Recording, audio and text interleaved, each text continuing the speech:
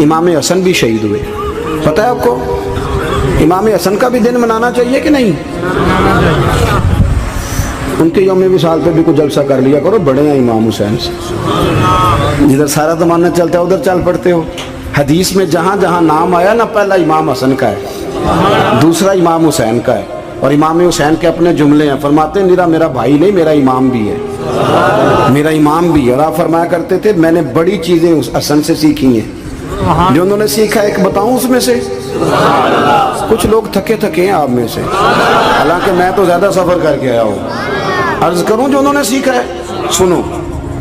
امام حسین خود بتاتے ہیں، فرماتے ہیں کہ اب میرے بھائی نا امام حسن اپنی ایک بیوی کو طلاق دینا چاہتے تھے. اختلاف شدید ہو گیا، بات طلاق تک آ گئی. مجھے پتہ چلا تو میں پہنچا. میں نے کہا بھائی جان کیا اختلاف ہے بھابھی سے؟ سنا طلاق دینے لگے. فرمایا ہاں طلاق دے دوں گا. چلی گئی ہے میکے. فرمایا بتائیں غلطی کیا، کیوں دے رہے ہیں؟ تو امام حسن فرمانے لگے حسین آپ نے قرآن نہیں پڑھا؟ میں نے کہا جی پڑھا ہے، بتائیں. کہنے لگے اللہ فرماتا ہے ہن لباس لکم وانتم لباس لہن، مرد عورتوں کا لباس ہے، عورتیں مردوں کا لباس ہیں. فرمایا میری بیوی میں کوئی کمزوری ہوگی تو میں پردہ ڈالوں گا کہ دنیا کو بتاؤں گا؟ امام حسین کہتے ہیں میں نے اٹھ کے بھائی کا ہاتھ چوما. میں نے کہا آیت میں نے پہلے بھی پڑھی تھی، تفسیر آج سمجھ میں آئی ہے، تفسیر آج سمجھ میں آئی ہے، میرے بڑے بھائی نے سمجھائی ہے، سمجھ میں آئی. کہتے ہیں کچھ دنوں کے بعد امام حسن نے بیوی کو طلاق دے دی. میں پھر آیا اور میں نے کہا میرے شانوں والے بھائی آپ بھی بتا دیں کیا مسئلہ تھا. تو کہتے ہیں میرا ماتھا چوما میرے بڑے بھائی نے اور کہنے لگے حسین چھوڑ، وہ غیر محرم بیوی ہے، میں کسی غیر کی باتیں تیرے ساتھ کیا کروں؟ طلاق دے دی، غیر محرم ہو گئی، اب اس کا ذکر کیا چھیڑنا. کہتے ہیں میں سمجھ گیا کہ میرا بھائی قرآن کی اس روح کو جانتا ہے جو حسین تک بھی پہنچ رہی ہے. بھائیو امام حسن رضی اللہ تعالیٰ عنہ آپ کو پتہ ہے یہ کائنات کا وہ عظیم شخص ہے. حسن ابن علی وہ عظیم ہستی ہے جس نے تاج چھوڑ دیا، تخت چھوڑ دیا، پر نبی پاک کی امت کو جوڑ دیا. نبی کریم نے ان کو اپنے ساتھ بٹھا کے کہا تھا، صحیح بخاری میں موجود ہے، کہا یہ میرا بیٹا حسن سید ہے، یا مسلمانوں کی دو جماعتیں لڑیں گی تو یہ صلح کرائے گا. حضرت امام حسن نے تخت چھوڑا، تاج چھوڑا، لیکن مسلمانوں کو آپس میں اتنی بڑی قربانی، اتنی بڑی قربانی. یہاں تو بھائی چھوٹا سا مسئلہ ہوتا ہے، مسجد میں اچھے بھلے امام صاحب نماز پڑھا رہے ہوتے ہیں، بچے پڑھ رہے ہوتے ہیں، اور مسجد میں تو تقریباً 15-20 چودھری اتوار مسجد میں ہوتے ہیں. تھوڑے پنڈ تو نہیں ہیں جی؟ چلو اللہ کا شکر ہے جی، اتنے نہیں تھوڑے نے، چلو اللہ کرے وہ بھی نال ہی لال جان. درویشی چنگی چدرا ادا کی کرنا ہے. تو ویسے میں نے دیکھا ہے تھوڑی سی جو کسی شہر کی بڑی مسجد ہوتی ہے اس میں 15-20 چودھری ہوتے ہیں، اور مولوی صاحب کی مجبوری ہے سب کی مان کے چلنا. دو کی نہ مانے قاری صاحب، دو کی. اب وہ یہ نہیں دیکھیں گے کہ دین کا نقصان ہو رہا ہے، مسجد کا مسئلہ ہے، بچوں کا مسئلہ ہے، ان کو تو ذات کا مسئلہ ہے. میری نہیں مانی لیا تھا چھٹی. وہ خدا کے بندو ہم 2 منٹ کے لیے چدراہٹ نہیں چھوڑتے، دین کا نقصان کر دیتے ہیں. امام حسن نے پوری حکومت چھوڑ دی، پوری حکومت. اتنا بڑا سخی کم آپ کو ملے گا جو سخاوت کرے اور نبی کی امت کو بچائے صلی اللہ ہو. یہ بات بیان نہیں ہوتی، اکثر نہیں ہوتی، شاید پورے کربلا میں آپ نے نہ سنی ہو الا ماشاءاللہ. اس کو سمجھے امام حسن. اور پھر مزے کی بات، امام حسن بھی شہید ہوئے، انہیں زہر دیا گیا، اور جب وہ شدید بیمار ہو گئے نا، زہر اثر کر گیا، تو امام حسین آئے، بڑے پریشان ہوئے، رو پڑے، کہنے لگے بھائی مجھے بتاؤ کس نے زہر دیا. تو امام حسن کہنے لگے حسین مجھے شک ہے ایک شخص پر، لیکن شک ہے بھائی، اگر صرف شک ہے تو میں کسی بے گناہ کو بدنام کیسے کر دوں، تمہیں کیسے نام بتا دوں. یہ نامعلوم پرچے کراتے نہیں ہم روز ہی نامعلوم پرچے، جس پہ دشمنی ہے اس کا نام لکھا دو، ختم ہو گئی بات. امام حسن کی تربیت دیکھو، فرمانے لگے جس پر مجھے شک ہے اس کا نام بتا دوں، تو اگر وہ نہیں تو بے گناہ کا ذکر کیسے کر دوں. تو امام حسین فرمانے لگے بھائی جان اگر وہی ہوا تو آپ فرمانے لگے اگر وہی ہوا نا تو حسین پھر بھی تو چھوڑ دے، میں نے رب کے سپرد کر دیا، اللہ بہترین انتقام لینے والا. اللہ اتنا بڑا حوصلہ سیدہ کے بیٹے کا، شیر کے بیٹے کا، شیروں جیسا کلیجہ، اتنا دل دریا سمندروں ڈونگے، کون دلان دیاں جانے. او بھائی تھوڑا حوصلہ کر، جتن تے ہر کوئی کھیڑے، تو ہارن کھیڑ فقیرہ، اور جتن دا مل کوڈی پیندا ہی ہارن دا مل ہیرا. اور کہیں بیک بھی تو ہو نا, کہیں تو درگزر بھی تو کرنا کہ ہر جگہ چھا کے رہنا ہے, ہر جگہ چھا کے رہنا ہے. میرے ایک سنگی ہیں, آپ کو پتہ ہے یہ جو اسٹیج پہ بیٹھنے والے لوگ ہوتے ہیں نا, یہاں تو اچھے اچھے لوگ بیٹھے ہیں میری طرح کے جو لوگ, جو اسٹیج پہ بیٹھنے کا عادی ہو جاتا ہے وہ نیچے بیچارہ بیٹھ بھی نہیں سکتا, یہ مسئلہ ہو جاتا ہے. میں اکثر کہتا ہوں کہ کبھی نیچے بیٹھ کے تو دیکھو کیا فرق ہوتا ہے. اگر کسی بندے کی کوئی شان ہے تو وہ جو سب سے پیچھے بیٹھا ہے اس کی شان ویسی کی ویسی ہے, کوئی کمی آ جائے گی؟ کچھ بھی نہیں. مجھے ذاتی طور پر دیانتداری سے کہتا ہوں, مسجد میں بیٹھا ہوں, جب میرے آنے پہ لوگ نعرے لگاتے ہیں مجھے تکلیف ہوتی ہے. میں کہتا ہوں یار نبی پاک کی نعت چل رہی تھی, اس کا ادب زیادہ ہے یا اجمل قادری کا ادب زیادہ ہے؟ چھوڑیں آپ, جو آیا ہے وہ بیٹھ جائے گا, ختم ہو گئی بات. اور ویسے بھی جو لوگ جلسوں کے لیے محنت کرتے ہیں نا, بیچارے اشتہار لگاتے ہیں, مسجد کی صفائی کرتے ہیں, جو لنگر پکاتے ہیں, وہ تو اسٹیج پہ آتے ہی نہیں, حالانکہ زیادہ ثواب تو ان کو ملتا ہے, وہ تو پیچھے چھپے ہوتے ہیں. میں کئی دفعہ مجھے پتہ چل جائے نا اس کارکن نے زیادہ کام کیا اس جلسے کے لیے, تو میں اس کے کان میں کہتا ہوں میرے لیے بھی دعا کری, اس لیے کہ تو نے محنت کی ہے, تیرا اجر اور ہے. ہم تو شان سے آئے بیٹھے اور چھٹی کر گئے. بھائی تھوڑا پیچھے بھی دیکھے, نبی کریم کے پورے خاندان کی قربانیاں, پورے خاندان. دوپہر کو کھانا نہ پکاؤ تو ہمارے بچے موبائل توڑ دیتے ہیں, اور شام کو مرضی کا نہ پکاؤ تو واک آؤٹ کر جاتے ہیں, کہتے ہیں لے آؤ پیسے پھر برگر لے آئیے, میری مرضی کا نہیں پکا. سیدہ فرماتی ہیں میرے گھر میں مہینہ چولہا نہیں جلا, مہینہ چولہا. 3 روزے رکھے سیدہ فاطمہ نے, مولا علی نے, امام حسن نے, امام حسین نے, اور تینوں دن افطار کے وقت فقیر مانگنے آ گیا تو کھانا وہاں دے دیا. آپ کا کیا خیال ہے جو بے صبرا آدمی ہو وہ کربلا میں جا کے لڑے گا؟ جس کو عادت ہی نہ ہو بچپن سے ٹھہرنے کی وہ لڑے گا؟ جو ذرا سی بات پہ ڈگمگا جاتا وہ لڑے گا؟ اسٹیج پہ نہیں بٹھایا تو لڑ پڑے وہ لڑے گا؟ او خدا کے بندو, بڑا حوصلہ چاہیے, بڑا ظرف چاہیے. امام علی مقام کا ایک قد ہے, ان کا ایک وقار ہے, ان کا ایک حسن ہے. امام حسین رضی اللہ تعالیٰ عنہ نے 25 حج کیے ہیں مدینے سے مکے پیدل جا کے, دونوں بھائیوں نے. ہر روز 10 سپارے قرآن پاک کے امام حسین پڑھتے تھے. حضرت عبداللہ ابن زبیر کہتے ہیں میں سیدہ فاطمہ کے بیٹے حسن اور حسین سے جب بھی ملا ہوں دونوں بھائیوں نے روزہ رکھا ہوا ہوتا تھا. انہوں نے اپنی زندگی تقوی سے گزاری, پرہیزگاری اور سخاوت. سبحان اللہ. پتہ ہے سخی مالدار نہیں ہوتا, حضور نے فرمایا بندہ دل کا غنی ہوتا ہے. مالدار تو بندہ بنتا ہی تب ہے جب پیسے جمع کرے, سخاوت کرنے سے تھوڑی مالدار بنے گا. اس لیے درویش کہتے ہیں مالا والے سخی نہیں ہوندے, سخیاں کل مال نہیں ہوندا. سنیں بہت بڑی سخاوت کی اپنی زندگی میں, ساری زندگی سخاوت میں گزار دی, ساری زندگی. امام حسن نے بھی, امام حسین نے جو آیا دے دیا, جو آیا دے دیا. ہزاروں دینار آتے. ایک دن ایک فقیر مانگنے آ گیا تو امام حسن حسین دونوں تھے, کہنے لگا میں نے سنا ہے بڑے لاجپال ہو, غریب ہو, مہربانی ہو جائے. فرمایا بیٹھ جاؤ رزق آنے والا ہے. تھوڑی دیر گزری تو 3000 دینار آئے. ویسے میرے کو 3 لاکھ روپیہ ہوتے مسیطے کنے دینے چاہیے؟ میں اپنا پہ پوچھنا, تو اڈا تے پوچھیا ہی نہیں, میں مشورہ پہ لینا. 3 لاکھ جو میرے کو ہوتے مسیطے کنے دینے چاہیے؟ تسی ظاہر ہے ان کو دیانتداری والا مشورہ ہی دینا ہے نا, جی کرنا جو ہی دسنا دینا. کتنا 1000؟ ہاں میں کبھی کبھی پیار سے بات سناتا ہوں. ایک سنگی میرے پاس آیا, کہنے لگا سب دعا کرو اللہ میں پیسے دے, میں وہ راج دیاں گا. میں کہ یا اللہ 10 کروڑ دے, 9.5 کروڑ تیرے راج دے چھڑے گا. وہ بھی ہسی آئی ہے جی میں تسی ہسے ہو نا. آمین نہیں سوا کی, یا چپ کر گیا یا کورن لگ گیا. اور میں کہ کرما لیا آمین تے آگ, تینوں تے 50 لاکھ پھر بھی پیا بچدا سی, لیکن اسی دعاواں وچ بھی 9.5 کروڑ دین لئی تیار, ناراض نہ ہونا, دعاواں وچ بھی تیار نہیں, مزاج ہی نہیں, طبیعت ہی نہیں. سیدہ فاطمہ الزہرا کے پاس 40 اونٹ کھڑے تھے. ایک بی بی آئی, وہ کہنے لگی اماں جی یہ جو اونٹ کھڑے ہیں یہ میرے ہیں, اب بتائیں میں اللہ کے رستے میں دوں تو کتنے دوں؟ سیدہ فاطمہ کہنے لگی 1 بکری دے دے. وہ کہنے لگی حضور اگر آپ کے پاس 40 ہوتے تو آپ کتنے دیتی؟ سیدہ فرمانے لگی میں سارے کے سارے دے دیتی. تیرے لیے مسئلہ اور ہے, میرے لیے فتویٰ اور ہے, سارے دے دے. 3000 دینار آئے. امام حسن اور حسین کے پاس فقیر بیٹھا ہے. فقیر کہتا ہے میرے دل میں خیال تھا کہ 5-10 دے دیں تو میری موت بن جائے گی, پر مجھے نہیں پتا تھا کہ اتنے سخی گھرانے کے پاس آیا ہوں. 5-10 دے دیں تو موت بن گئی.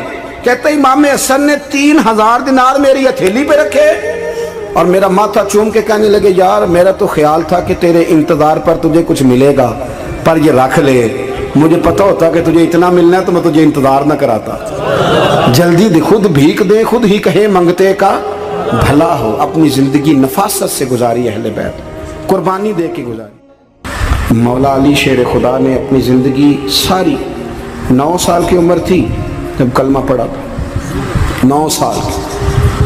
حضور نے سب گھر والوں کی دعوت پکائی اور جب سب لوگ آ گئے سارے خاندان والے، تو فرمایا میں اللہ کا نبی ہوں، کون کون میری مدد کرے گا؟ آپ کو پتہ ہے نا کہ جب مشکل وقت آتا ہے نا، یہ تو تب پتہ چلتا ہے نا ساتھ کون چلتا ہے۔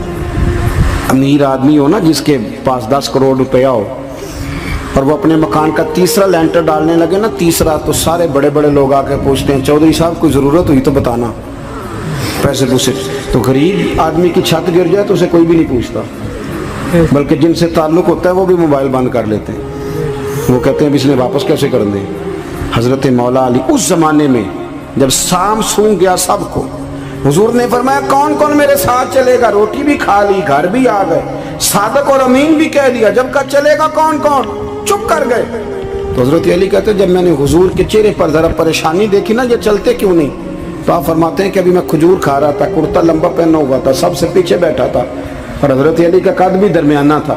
آپ فرماتے ہیں میں اٹھا اور کھجور ابھی میرے منہ میں تھی، جھٹ پٹ میں نے اسی طرح نکال کر جیب میں ڈال اور میں پنجوں کے بل کھڑا ہو گیا، دونوں بازو کھڑے کر کے کہا حضور یہ نہیں بولتے تو نہ بولے، انا ناصرو کا یا رسول اللہ، انا حافظو کا یا رسول اللہ۔ حضور آپ جہاں جہاں کہیں گے علی آپ کا مددگار بنے گا، دین کی مدد کرے گا، اور اگر آپ تک کوئی آئے گا تو علی آپ کی حفاظت کرے گا۔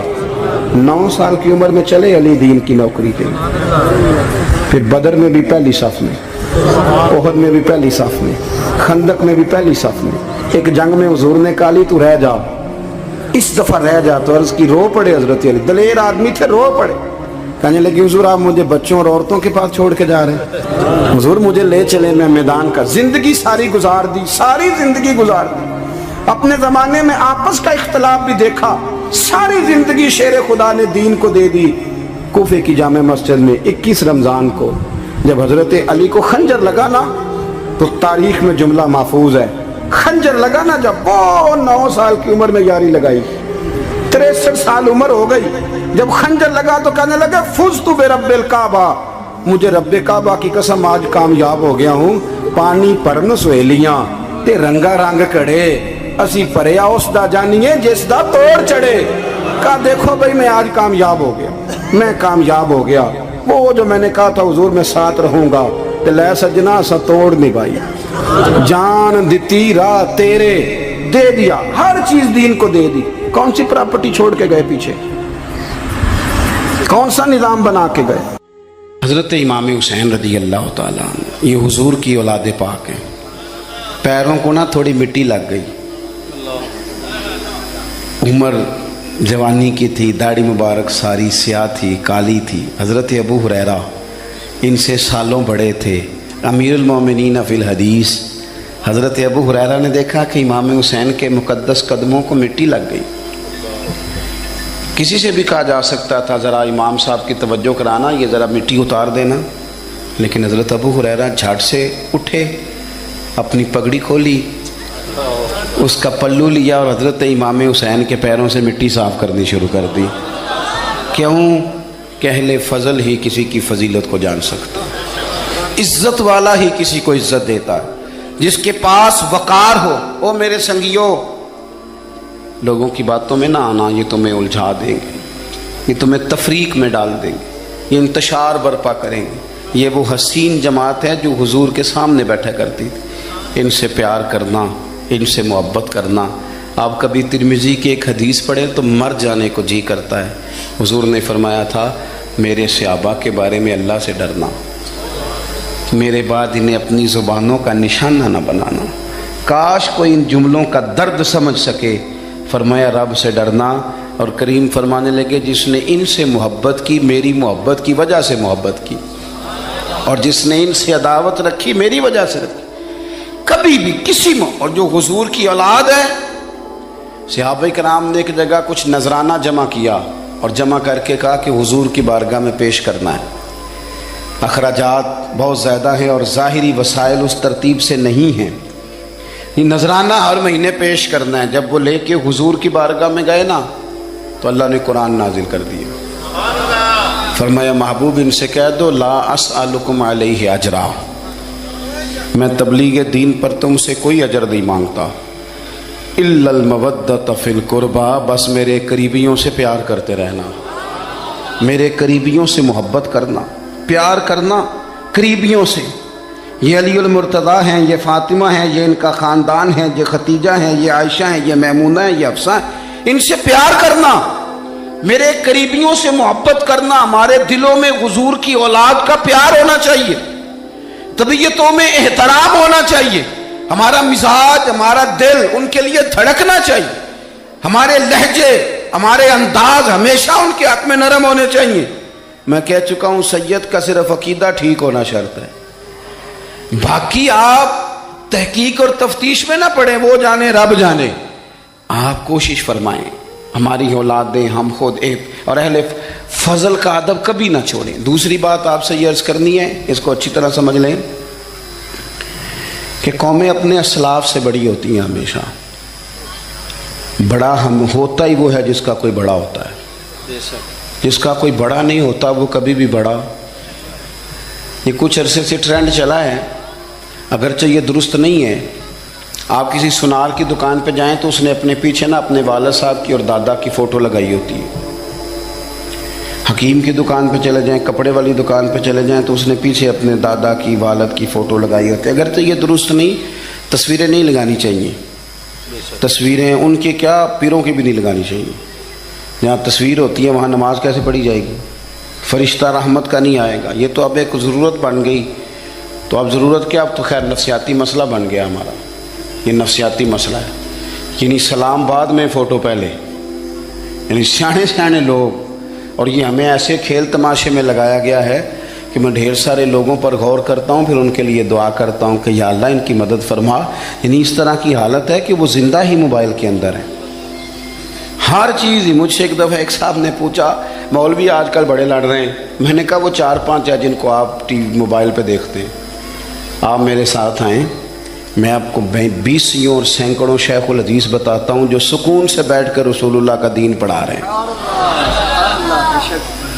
تو آپ مسئلہ صرف یہ ہے کہ ہم نے کل زندگی وہ سمجھ لی ہے جو موبائل کے اندر ہے. بہرحال وہ تصویر لگائی ہوتی ہے سنار نے بھی اور حکیم نے بھی اور ڈاکٹر نے بھی اور بہت سارے لوگوں نے کہ جناب اب یہ جو تصویر لگاتے ہیں تو اس کے پیچھے پوری حکمت ہوتی ہے.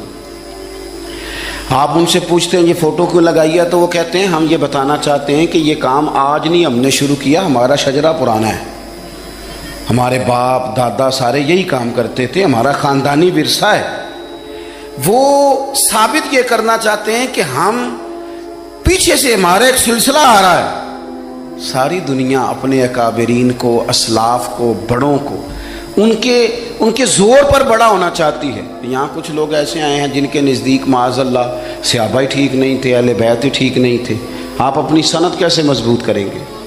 اگر وہ اولین جو حضور کے سامنے بیٹھتے تھے وہی ٹھیک نہیں تھے تو پھر ان سے ہو کے جو دین آگے آیا اس کو تم کیسے ٹھیک مانو؟ ساری چیزوں کو مشکوک کرنا چاہتے ہیں. ہمارے بزرگوں نے، امام بخاری نے، امام مسلم نے محنت کر کے حدیثیں تلاش کی، اصول بیان کیے کہ یہ حدیث صحیح ہے، متواتر ہے، حسن ہے، ضعیف ہے، کیا ہے. اس کے اصول اور قاعدے بیان کیے. اور جب انہوں نے خود پوری تحقیق کی، آپ تھوڑی سی، آپ مشکل بات نہیں کر رہا، تھوڑی سی آپ غور کریں گے، انہوں نے سینکڑوں میل کا سفر کیا، گھوڑوں پہ، پیدل، اونٹوں پہ، ریسرچ کر کے بتایا کہ یہ حدیث بالکل درست ہے، اپنی سند کے اعتبار سے، متن کے اعتبار سے یہ متواتر درجے کی ہے. انہوں نے پوری ریسرچ کی. پھر غور کریں کیا کہہ رہا ہوں، جب پوری تحقیق کر لی تھی تو پھر انہیں کہنا چاہیے تھا نا یہ نبی پاک نے فرمایا ہے. کہنا چاہیے تھا نا کہ یہ حضور نے فرمایا، ہماری تحقیق ہے، حدیث درست ہے. لیکن کسی نے بھی ڈائریکٹ نہیں کہا. انہوں نے جب بھی کہا کہنے لگے حضرت عبداللہ ابن عمر فرماتے ہیں کہ حضور نے یوں فرمایا. حضرت انس بن مالک فرماتے ہیں کہ حضور نے یوں فرمایا. حضرت جناب سیدنا سیدہ عائشہ صدیقہ فرماتی ہیں یوں حضور نے فرمایا، حضرت ابو ہریرہ فرماتے ہیں یوں حضور نے فرمایا۔ انہوں نے نا پہلے اس صحابی کا نام لیا جنہوں نے وہ بات اپنے سینے میں محفوظ کی۔ کیا بتایا انہوں نے ہمیں کہ ہم دنیا گھوم آئے ہیں، ریسرچ کر آئے ہیں، تلاش و بسیار کے بعد اس نتیجے پہ پہنچے ہیں کہ دین کا اصل فیض وہی ہے جو صحابہ اور اہل بیت کے سینوں سے ہو کے امت کو نصیب ہوا ہے۔ اصل فیضان وہ ہے جو وہاں سے ہو کے آیا ہے۔ تو ایک بات تو یہ کہ اہل فضل کی عظمت، اور دوسری بات کہ اپنے اکابرین کے ساتھ جوڑ کے رہنا، اور تیسری بات حضرت سیدنا امام حسین، حضرت امام حسن رضی اللہ تعالی عنہما، ان دو شہزادوں سے نا نبی پاک صلی اللہ علیہ وسلم نے جو محبت فرمائی ہے نا وہ بھی بڑی قابل دید ہے۔ حضور نے جو ان سے پیار کیا ہے، کچھ لوگ ایسے ہوتے ہیں کہ جن سے انسان جب پیار کرتا ہے، محبت کرتا ہے، تو وہ بات نا دور دور نکل جاتی ہے، بات پھیل جاتی ہے۔ ان کے ساتھ نا میرے نبی پاک کا خصوصی لگاؤ ہے۔ اس کا مطلب یہ نہیں کہ ہر نانا ہی اپنے نواسے سے پیار کرتا ہے، یہ معنی نہیں۔ رسول پاک علیہ السلام جو کام بھی کرتے ہیں اللہ کی وحی کے ساتھ کرتے ہیں۔ حضور کا ہر کام وحی خدا ہے، اپنی مرضی سے حضور کوئی کام نہیں کرتے۔ تو نبی پاک نے جو بھی کیا ہے وہ امت کے لیے نمونہ ہے۔ حسنین کریمین سے جو حضور کا پیار ہے، جو نبی پاک علیہ السلام کی ان کے ساتھ والہانہ محبت ہے، اعلیٰ حضرت بریلوی نے حدیث لکھی ہے، راوی حضرت عثمان غنی ہے رضی اللہ تعالیٰ عنہ۔ حضور سید عالم صلی اللہ تعالیٰ علیہ وآلہ وسلم نے نا گھر میں پیغام بھیجا، فرمایا فاطمہ سے کہو ذرا حسن حسین کو تو بھیجے۔ یہ سارا دن ہی حضور کے پاس رہتے ہیں، سارا دن ہی، لیکن وہ جو والہانہ پن ہے، جو محبت ہے، جو ان کے ساتھ محبوب کا خاص لگاؤ ہے، سیدہ سے کہو ذرا شہزادوں کو بھیجے، تھوڑی سی دیر ہو گئی آنے میں۔ اعلیٰ حضرت فرماتے ہیں یوں لگتا جیسے سیدہ فاطمہ کپڑے نہیں ماں بدلنے لگتی بچوں کے، خوشبو نہیں لگانے لگتی، تھوڑی تیاری میں دیر ہو گئی تو محبوب نے نظریں جمائی ہیں اس حجرے کی طرف جہاں سے امام حسن اور حسین نے آنا ہے۔ رحمت کے عجب ہی جھمیلے ہیں، حسنین یہاں پر کھیلے ہیں۔ تو دونوں شہزادوں جب دروازہ کھلا تو حضرت عثمان غنی کہتے ہیں بچے جب نکلے نا دونوں، تو یہ کوئی 10 15 50 100 میل دور سے تھوڑی آ رہے ہیں، تو یہیں رہتے ہیں محبوب کے قرب خاص میں، انہیں سایہ کرم ہر وقت نصیب ہے۔ لیکن نبی کریم علیہ السلام کا جو والہانہ پن ہے، جو ان کے ساتھ حضور کا رشتہ محبت ہے، جیسے ہی دونوں شہزادے آئے، حضرت عثمان غنی فرماتے ہیں محبوب نے مقدس گھٹنے زمین پہ رکھ دیے اور دونوں بازو کھول دیے۔ ایک شہزادہ اس سینے سے لگ گیا اس کندھے سے، ایک اس کندھے سے لگ گیا۔ اور پہلے بھی حضور پیار کرتے تھے، پر آج تو رخ ہی بدل گیا بات کا۔ اللہ کے پیارے حبیب علیہ الصلوۃ والسلام فرمانے لگے اے اللہ، یہ دونوں شہزادے کندھے سے لگے ہوئے، حضور فرمانے لگے اے اللہ میں ان دونوں سے محبت کرتا ہوں، تو بھی ان سے محبت فرما۔ اور کہا اے اللہ جو جو میرے حسن حسین سے محبت کرے تو ان سب سے محبت فرما، تو ان سب سے پیار کر جو میرے حسنین سے پیار کرے۔ اللہ کے پیارے محبوب علیہ السلام کی محبت جب حضور کو، بھائی جس چیز کی طرف محبوب نے ایک دفعہ دیکھا ہے نا، وہ غار ثور میں حضور ایک دفعہ گئے ہیں، 3 دن قیام کیا ایک دفعہ گئے، تو ہمارا تو کئی بار جانے کو دل کرتا ہے۔ جہاں حضور تھوڑی دیر قیام فرمائیں اس جگہ سے پیار ہو جاتا ہے، اور جن شہزادوں سے حضور اس والہانہ انداز میں پیار کریں، ان کی محبت، ان کا پیار ہمارے دلوں میں ہونا چاہیے، اور کچھ نہ ہمارے جذبات ہونے چاہیے، کچھ ہمارے جذبات میں والہانہ پن ہونا چاہیے ان شہزادوں کے لیے۔ آج کل نا ہمارے ہاں دور ہے تقریروں کا، پوسٹیں لگانے کا، اپنی اپنی اور ویسے بھی جو ہم لکھ رہے ہوتے ہیں، جو بول رہے ہوتے ہیں، وہ اپنے لیے نہیں ہوتا الا ماشاءاللہ، وہ تو سامنے والے کے لیے ہوتا ہے۔ وہ تو حضرت مجدد الفسانی رحمۃ اللہ علیہ کے حالات پہ ایک سیرت نگار نے لکھا ہے کہ آپ نے ایک شخص کو نا اپنے سلسلہ نقشبندیہ میں اجازت دی کہ اب آپ بھی آگے اللہ اللہ بتائیں، تربیت کریں، یہی طریقہ ہوتا تھا۔ تو ان کو خلافت دے دی، اب وہ سلسلہ طریقت میں آگے اشاعت سلسلہ کا کام کریں گے۔ کچھ عرصے کے بعد وہ خلیفہ صاحب نے حضرت شیخ کو خط لکھا تو کہنے لگے حضور آپ نے فقیر کو اجازت دی تھی، اب میں تقریر بھی کرتا ہوں، تدریس بھی کرتا ہوں، تصنیف بھی کرتا ہوں۔ تو حضرت فرمانے لگے آپ بہت اچھے کام کر رہے ہیں، رب آپ کو برکت دے، پر یہ سارا کچھ تو آپ لوگوں کی اصلاح کے لیے کر رہے ہیں، کچھ اپنے لیے بھی کرتے ہیں؟ رات کو تہجد میں اٹھ جاتے ہیں، کچھ اللہ کے حضور رونا نصیب ہو جاتا ہے، کچھ آپ کو درود و سلام کی کیفیات نصیب ہوتی ہیں، یہ تو جو کچھ ہے الحمدللہ بہت اچھا ہے، قابل تعریف ہے، پر یہ تو آپ خدمت دین کا کام کر رہے ہیں نا لوگوں کی، آپ اپنے لیے کیا کر رہے ہیں؟ یہ بھی تو مقام غور ہے۔ بہت ساری چیزیں آج ایسی ہیں جو تقریروں میں تحریروں میں، لیکن ہمارے پرانے بزرگ جو تھے ان کا رنگ اور تھا۔ عباس، حضرت عبداللہ بن زبیر اور امام حسین رضی اللہ تعالیٰ عنہ، یہ وصیت فرمائی جناب امیر معاویہ۔ حضرت امام حسین کی وہ شخصیت تھی کہ مشکات میں حدیث ہے، نبی پاک صلی اللہ تعالیٰ علیہ وسلم کی چچی جناب ام فضل صبح صبح گھبرائی حضور کی بارگاہ میں آئیں، عرض کی یا رسول اللہ صلی اللہ علیہ وسلم آج میں نے عجیب خواب دیکھا ہے، میں ڈر گئی ہوں۔ حضور نے فرمایا چچی کیا دیکھا؟ عرض کی حضور میں نے دیکھا ہے کہ آپ کے وجود کا گوشت کا ایک ٹکڑا کٹ کے میری جھولی میں آ گیا ہے۔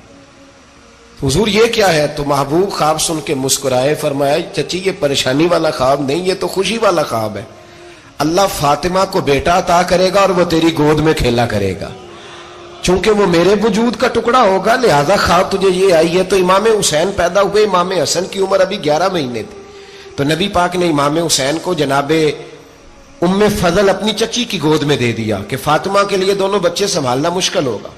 وہ خواب اس طرح پوری ہوئی۔ امام حسین سے حضور نے بڑا پیار کیا، بڑی محبت فرمائی نبی پاک سے۔ کچھ حدیثیں میں نے جمعے میں عرض کی تھیں، حضرت ابو ہریرہ رضی اللہ تعالیٰ عنہ کہتے ہیں یہ واحد بچہ تھا حضور کے گھرانے کا کہ میں نے دیکھا کہ نبی پاک صلی اللہ علیہ وسلم بیٹھے تھے تو یہ حضور سے کہہ رہے ہیں، نبی پاک سے کہ نانا جی اٹھ کے کھڑے ہو، کہتے ہیں حضور کھڑے ہو گئے، تو کہنے لگے میں نے آپ کے برابر جانا ہے۔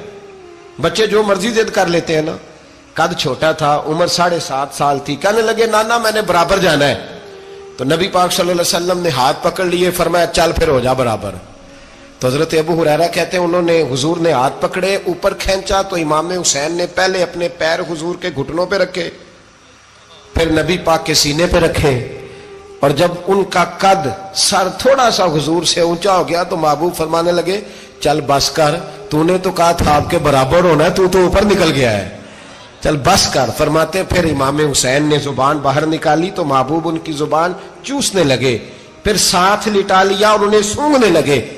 تو میں نے عرض کی حضور آپ حسین کو سونگتے کیوں ہیں؟ تو فرمایا ابو ہریرہ مجھے حسین کے وجود سے جنت کی خوشبو آتی ہے، مجھے حسین کے وجود سے جنت کی۔ ایک دن حضور گزر رہے تھے، اصل اس طرح تھا کہ یہ نبی پاک کا حجرہ تھا، جن لوگوں کو اللہ نے مدینے کی زیارت کرائی ہے وہ جان سکتے ہیں، نبی پاک کا حجرہ تھا، تو حضور کے حجرے کی اس جانب یعنی مسجد کی جو بالکل سیدھ ہے اس کی بیک میں سیدہ فاطمہ رہتی تھی۔ تو حضور اکثر نہ نماز کے لیے جب نکلتے تو حضرت فاطمہ کے حجرے کے پاس سے ہو کر دوبارہ محراب میں جاتے، محبوب حجرے کے پاس سے گزرے تو امام حسین رو رہے تھے، تو حضرت فاطمہ نے کسی بات میں جھڑک دیا تو امام حسین رونے لگے، تو نبی پاک نماز کے لیے گئے تو واپس لوٹ آئے، اور واپس تشریف لا کے کہا فاطمہ حسین کو کیا ہوا؟ عرض کی یا رسول اللہ تنگ کر رہے تھے میں نے ڈانٹ دیا ہے۔ کیا خوبصورت جملے ہیں حدیث پاک میں، سرکار نے فرمایا فاطمہ اس کو حسین کو نہ رونے نہ دیا کر، یہ جب روتا ہے نا تو میرے دل کو تکلیف ہوتی ہے۔ تو بی بی صاحبہ کہتی ہیں یہ حکم آیا نبی پاک کا میرے نا، پھر میں نے ڈانٹنا چھوڑ دیا۔ یہ ان کے فضائل تھے کم، ان کی تربیت خود نبی پاک نے فرمائی، خود ڈیوٹی۔ میں کسی منطق کا میں اب تو اللہ تعالیٰ معاف کرے، پہلے ہم لوگوں کو کہتے تھے فلانی مجلس میں نہ جانا فلانی، اب تو مصیبت بن گئی ہے، جانے کی ضرورت نہیں، ہر شے موبائل میں آ گئی۔ مجھے بھیجتے ہیں کہتے ہیں حضرت صاحب یہ ذرا سننا، یہ ذرا سننا، کل کراچی سے کچھ مہمان آ گئے تو اب بچوں نے وہ کلپ سنبھال کے یہ مولوی دیکھو کیا کہتا ہے، اب آیتیں پڑھی جا رہی ہیں قرآن پاک کی، اتنا ٹکڑا یہاں سے لیتے ہیں، اتنا ٹکڑا یہاں سے لیتے ہیں، اور ملا کے پتہ نہیں کون سا مکسچر بنا رہے ہیں، کسی آیت کا ترجمہ نہیں، کوئی واضح حدیث نہیں، ایسے ہوا ہوگا پھر اس کو اس سے جوڑ لیں تو کیا بنتا ہے، اتنی جمع کر لیں۔ یہ کون سا دین ہے جو توڑ مروڑ کے بیان کر رہے ہیں؟ کون سا مذہب ہے؟ دین تو واضح کھلی کتاب ہے۔ اب ہمارا یہ شوق ہے، ہم ہر تماشا دیکھنا چاہتے ہیں، ہم اپنے لوگوں کی قدر نہیں کرتے اور بڑی بڑی دور جا کے ہم غلط معاملات میں جاتے ہیں، پھر ذہن ہمارے شکوک کا شکار ہوتے ہیں۔ ہمیں سمجھنا چاہیے کوئی ایسی کسی دلیل کی ضرورت نہیں ہے، جب ان کے واضح چیزیں ان کی کتابیں میں موجود ہے، حدیث میں موجود ہے، قرآن مجید میں ان کے فضائل کھل کے موجود ہے، تو دور جانے کی کیا ضرورت؟ حضور ان کی ٹریننگ کراتے تھے۔ پہلی بات تو یہ ہے کہ نبی پاک نے دعا مانگی تھی، یا اللہ میرے گھر والوں کو زیادہ روزی نہ دینا، انہیں ایک وقت روٹی دینا، ایک وقت کی بھوک دینا۔ یہ جو 10 دن کربلا میں انہیں ٹینشن نہیں نہ ہوئی، انہیں عادت تھی فاقہ کرنے کی، انہیں 3 دن وصلی روزے رکھنے کی عادت تھی، پہلی بات۔ دوسرا یہ کہ جہاد کی تربیت حضور خود کراتے۔ حضرت فاطمہ زہرا کہتی میں پردے کے پیچھے دیکھ رہی تھی، نبی پاک نے امام حسن اور حسین سے فرمایا چلو میرے سامنے کشتی لڑو، تو دونوں حضرات آپس میں جب کشتی لڑنے لگے تو نبی پاک نا امام حسن کو کہتے ہیں حسن حسین کو ٹانگوں سے پکڑو، حسن حسین کو پیچھے سے پکڑو۔ جب نبی پاک بار بار امام حسن کو بتا رہے تھے تو سیدہ پیچھے سے بول پڑی، کہنے لگی یا رسول اللہ آپ چھوٹے کو بتائے، آپ بڑے کو بتا رہے ہیں، بڑا تو پہلے 11 مہینے بڑا ہے، تو آپ چھوٹے کو بتائے بڑے کو بتا رہے۔ تو فرمایا فاطمہ تو چپ کرنا، جو میں دیکھ رہا ہوں تو نہیں نہ دیکھ رہی، ایک کو میں بتا رہا ہوں دوسرے کو جبریل امین بتا رہے ہیں۔ تو یہ حضور نے اپنے سامنے ان کی تربیت کی، ٹریننگ۔ ہوا یہ کہ یزید جب امیر بنا نا، 2-3 چیزیں ہوتی ہیں جب کسی بندے کو قابو کرنا ہوتا ہے، 2-3-4-5 چیزیں ایسی ہوتی ہیں جس سے بندہ قابو آتا ہے۔ تو اس نے بھی فوری طور پہ یزید نے دیکھا میرے لیے مسئلہ کیا بن سکتا ہے۔ ولید بن عتبہ اس وقت مدینے کا گورنر تھا، یزید نے اس کو خط لکھا کہ امیر عرب کا رواج آج بھی ہے کہ جب تک نئے خلیفہ کی بیعت نہیں ہو جاتی پرانے کے انتقال کی خبر ہی نہیں دیتے، اس کو رکھے رکھتے ہیں، یہ ان کا طریقہ ہے۔ وہ کہتے ہیں کہ ولی عہد اچھی طرح قبضہ کر لے پھر بتائیں گے۔ حضرت امیر معاویہ کا وصال ہو گیا، بتایا نہیں۔ یزید نے اب کیا کیا، کیونکہ بڑا چلاک آدمی تھا، بڑا شاطر تھا، بڑا تیز تھا، اس نے ولید کو خط لکھا، کہنے لگا کہ فوری طور پہ عبداللہ ابن عباس کو بلاؤ اور اسے کہو میری بیعت کریں۔ یہ جو بیعت ہوتی تھی نا، یہ بھی سن لے کیا ہوتی تھی، یہ بیعت حلف ہوتا تھا کہ میں اللہ رسول کے نام پہ حلف دیتا ہوں کہ میں یزید کی اطاعت کروں گا، میں اس کے خلاف کوئی بغاوت نہیں کروں گا، کوئی یہ بیعت لوگ سمجھتے ہیں کہ بس ہاتھ پکڑنے کا نام بیعت تھا۔ اس بیعت کا متبادل جمہوری ملکوں کے اندر ووٹ آیا ہے، تو کہا بیعت کریں، حضرت عبداللہ ابن عباس کو بھی بلاؤ، عبداللہ بن زبیر کو بھی بلاؤ، امام حسین کو بھی بلاؤ۔ امام حسین آدھی رات کے وقت بیٹھے تھے مسجد نبوی میں، چونکہ 5 نمازوں کی آپ امامت کرتے۔ امام حسین نماز پڑھا کے عشاء کی بیٹھے تھے جناب عبداللہ بن زبیر۔ عبداللہ بن زبیر کون تھے؟ یہ نبی پاک صلی اللہ علیہ وسلم کی پھوپھی پوتے تھے اور جناب صدیق اکبر کے نواسے تھے، حضرت عبداللہ بن زبیر۔ اور جناب زبیر بن عوام 10 مبشرہ صحابی ہیں، ان کے بیٹے تھے، بہت زیرک آدمی تھے، یہ بھی امام حسین کے پاس بیٹھے تھے۔ عبداللہ ابن عباس بھی تھے جو حضور کے چچا کے بیٹے ہیں، اس امت کے پہلے مفسر ہیں قرآن پاک، یہ لوگ بیٹھے تھے۔ تو ولید نے ایک بندہ بھیجا، اس نے آ کے کہا جناب آپ کو گورنر صاحب نے بلایا ہے۔ تو عبداللہ بن زبیر کہنے لگے حسین اس وقت بلانے کی بات سمجھ میں نہیں آئی۔ تو امام حسین بڑے بصیرت والے تھے، اللہ نے بصیرت دی تھی، کہنے لگے عبداللہ آپ کو سمجھ نہیں آئی، مجھے سمجھ آ گئی ہے، امیر معاویہ وصال کر گئے، اور یہ ہمیں جو بلایا گیا ہے نا یہ یزید کی بیعت کے لیے بلایا گیا ہے۔ تو کہا پھر آپ آدھی رات کو نہ جائیں، آپ کے لیے خطرہ ہوگا۔ تو امام حسین فرمانے لگے خطرہ حسین کو نہیں ہوتا، نہیں کہا پھر بھی آپ مہربانی کریں ذرا احتیاط سے جائیں۔ تو جناب عبداللہ ابن زبیر نے، عبداللہ ابن عباس نے 14 بندے نیزے دے کے تلواریں دے کے امام حسین کے ساتھ بھیجے، اور کہا کہ امام حسین اگر اس نے کوئی غلط ملت بات کی نا زبردستی بیعت کرنے کا کہا تو آپ بس کوئی ایک بات اونچی آواز میں کر دینا، یہ سپاہی پیچھے آ جائیں گے۔ امام حسین ان 14 بندوں کو لے کے گورنر ہاؤس پہنچ گئے۔ جب آپ وہاں پہنچے اس نے بتایا، اس نے کہا جی حضرت امیر معاویہ انتقال کر گئے اور آپ نے یزید کی بیعت کرنی ہے۔ تو امام حسین فرمانے لگے میں چھپ کے بیعت نہیں کروں گا، مجمع لگاؤ، جمعے والے دن اعلان کرو، جو طریقہ ہے حضرت ابو بکر صدیق کا، جو طریقہ ہے حضرت عمر فاروق کا، جو انداز حضرت عثمان غنی کا ہے، جو مولا علی کا ہے، سر عام اعلان کرو، اگر ساری دنیا یزید کی بیعت کرے گی تو میں بھی تیار ہوں۔ تم مجھ سے بیعت لے کے پھر لوگوں کو بتانا چاہتے ہو کہ حسین بیعت کر رہے ہیں تو تم کیوں نہیں کر رہے؟ میں عام آدمی نہیں ہوں لہذا چھپ کے بیعت نہیں کرتا۔ جب یہ بات کی نا تو ولید بڑا نرم دل تھا اور امام حسین کی شان کو جانتا تھا، وہ جانتا تھا یہ نبی پاک کا خاندان ہے۔ اس نے کہا جی مجھے تو حکم تھا، باقی آپ حضور کے نواز ہیں، میں کر کچھ۔ وہاں ایک بڑا بدبخت شخص بیٹھا تھا، عبد الملک بن مروان، وہ ولید سے کہنے لگا کہ اگر حسین آج تمہارے ہاتھ سے نکل گئے تو تمہارے لیے بہت بڑا مسئلہ کھڑا ہو جائے، انہیں جانے نہ دینا، یا بیعت کراؤ یا ان سے کہو جنگ کے لیے تیار ہو۔ تو حسین رضی اللہ تعالیٰ عنہ کے کانوں میں آواز گئی تو فرمانے لگے ابن مرجانہ، اگر تیرے اندر جرت ہے تو آ سامنے حسین کے، اس کے کانوں میں باتیں نہ کر، کانا پھوسی نہ کر، باہر آ میدان میں، شرارت نہ کر، باہر آ، میں تمہیں ابھی بتاتا ہوں کہ حسین سے مقابلہ کرنے کا انجام کیا ہے۔ یہ کہہ کہ امام حسین باہر نکلے، اپنے بھائی محمد بن انفیہ کو بلایا، عبداللہ بن زبیر، عبداللہ ابن عباس، ڈھیر سارے لوگ اکٹھے ہو گئے۔ فرمایا یہ معاملہ ہے، اب کیا کرنا ہے؟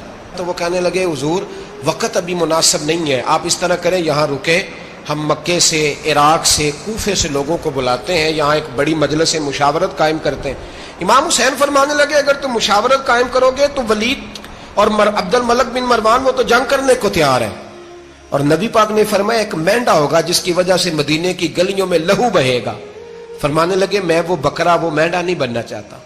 کہا پھر آپ کیا کریں گے؟ تو امام حسین رو پڑے، فرمانے لگے میں مدینہ چھوڑ جاؤں گا لیکن مدینے کی حرمت پامال نہیں ہونے دوں گا۔ امام علی مقام آدھی رات کے وقت نکلے، سیدہ فاطمہ کا دروازہ ایک اس دن تھا جس دن حضرت مولا علی کوفے چلے گئے تھے، اور دوبارہ آج تالا لگا جب امام حسین نکلے۔ آپ جنت البقیع کے پیچھے کھڑے ہو کے حضور کا روضہ دیکھنے لگے، اس وقت گنبد تو نہیں ہوتا تھا، روضہ دیکھنے لگے۔ نانا تیرے کرم کے خزینے کی خیر ہو، میں جا رہا ہوں تیرے مدینے کی خیر ہو۔ سارا خاندان لے گئے، مکے تشریف لے گئے، حج کے ایام قریب آنے والے تھے۔ امام حسین نے وہاں لوگوں سے باتیں کی۔ جب امام حسین وہاں پہنچے تو کوفے سے خط آنے لگے۔